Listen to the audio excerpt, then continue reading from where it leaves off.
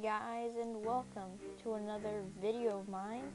And today I'll be showing you has to be a very popular semi-automatic rifle.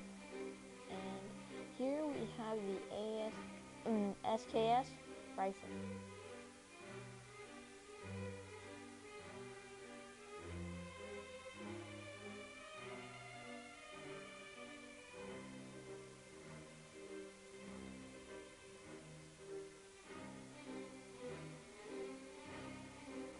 So the SKS is a semi-automatic rifle made by the Russians during the Cold War.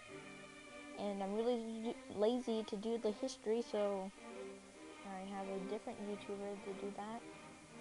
And here we have the history of it. And also, wait, I didn't make the film, so don't give me credit. Give credit to Nick93962.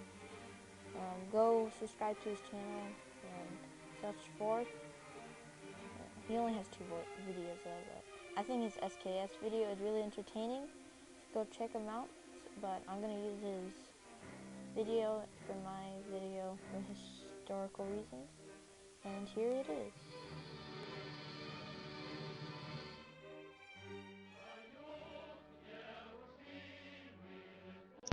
During the Second World War, the Soviet Union, like all countries involved, learned a number of difficult lessons.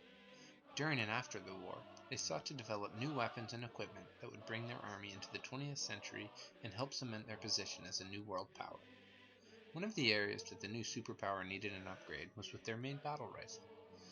Their primary rifle used during the war was the accurate but antiquated Mosin Nagant. The bolt action and long length of the rifle did not lend themselves well to the rigors of modern combat that frequently took place at very close range. Another rifle used by the communists that was coveted by snipers and elite soldiers was the SVT-40.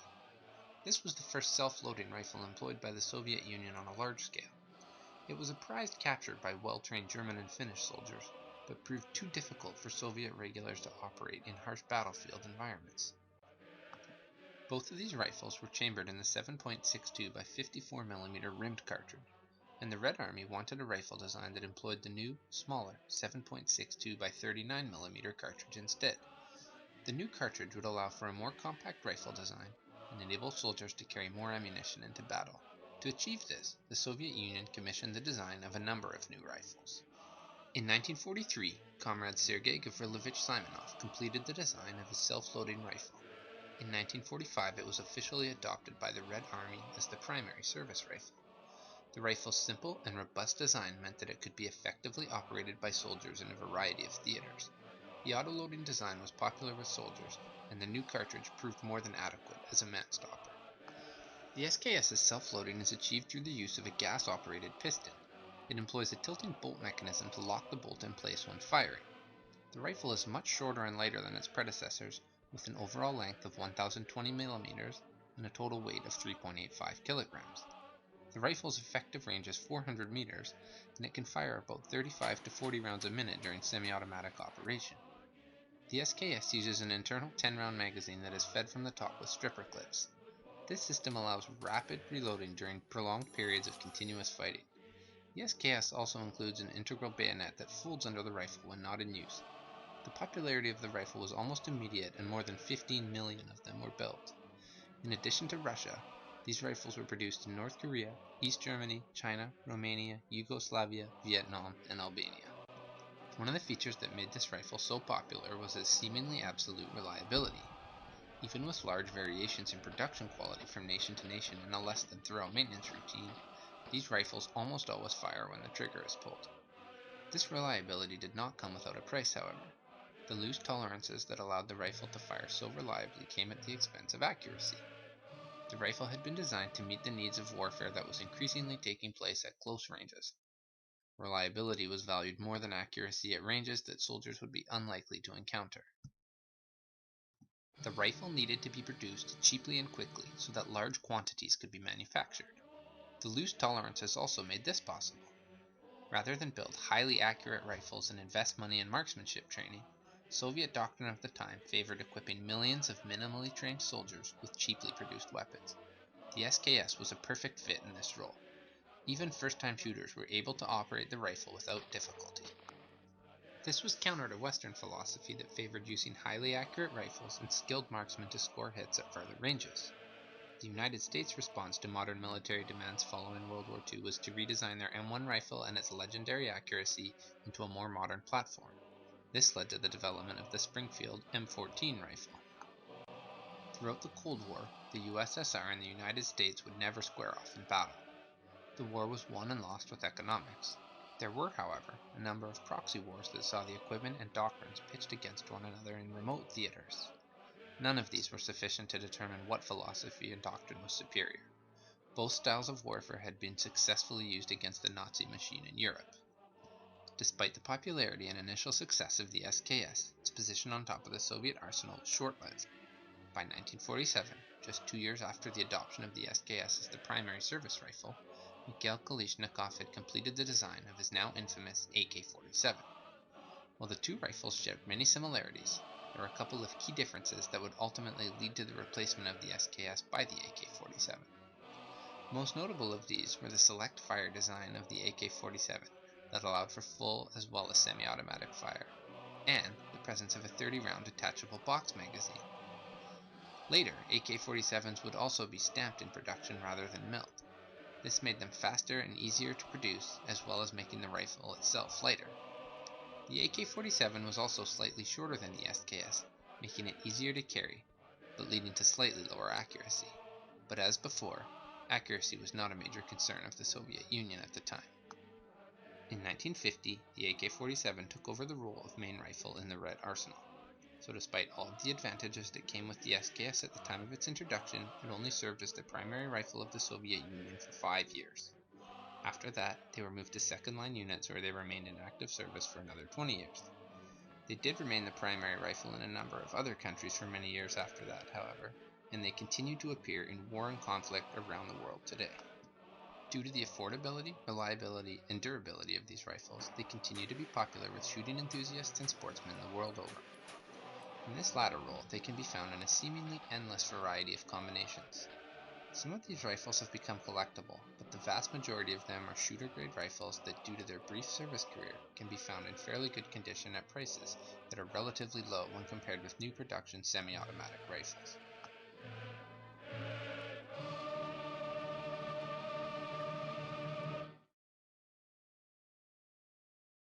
Alright, I hope you enjoyed that history lesson there. Took a while. And so now we can go into details of the rifle. So we can start from the stock. Here we have the stock of the weapon. Very simple way I make my stocks. Nothing brand new, really. Just a simple way I do it. Here we have the bolt of the weapon. See, here we have the bolt right here. The rear iron sights. And the thing about the SKS you can do, when you completely finish the rounds in your gun, it will lock back. It will lock back. So you can reload it again. Or you can just leave it empty and just pull it back a little bit and let go. And it should fly back forward. And here we have the internal magazine, or whatever you'd like to call it. I like to call it internal magazine because you can't really just remove it like that and change the magazine. Well, some do, but this one's like an older version. Here we have the front of the barrel right here. See the gas piston, so every time you fire a shot, the gas will go over here and cycle a new round. You can see that it got some inspiration from the AK, or the AK got some inspiration from the SKS. Here we have the front iron sights, very typical iron sights. So we can line the rear and front iron sights. Very awesome. And that's practically it. So now we can go into the tutorial of it. Alright, I have split the weapon into a few sections, about 5. The stock, the barrel, the middle, the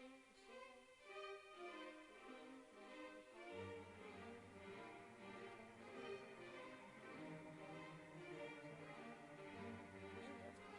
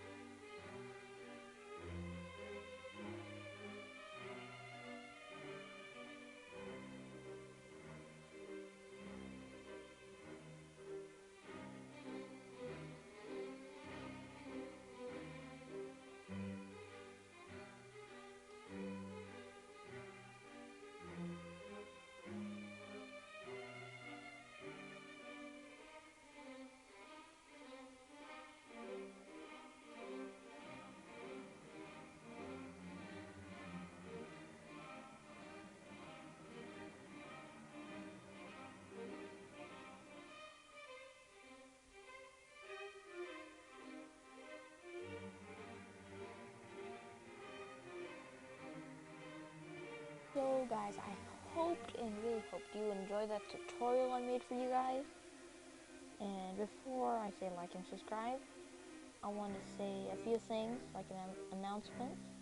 And so, thank you for you guys for making us hit 100 subscribers.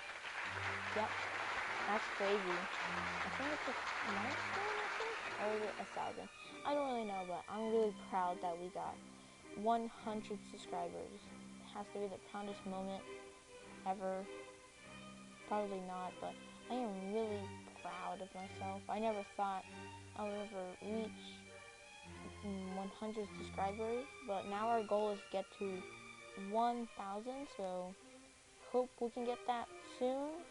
Like, we got 100 subscribers right now. And that's practically it for the announcements. Yeah. And please like and subscribe and comment what gun I should make next. But until then, goodbye.